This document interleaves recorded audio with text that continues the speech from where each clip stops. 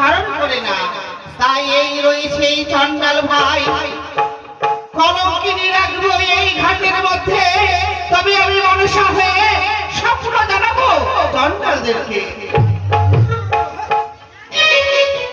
ও মা, এই মতো চণ্ডাল ঘুমে পড়েছে, তাদেরকে স্বপ্ন দিয়ে পরে পরে আমি তাদেরকে অনুমান স্বপ্ন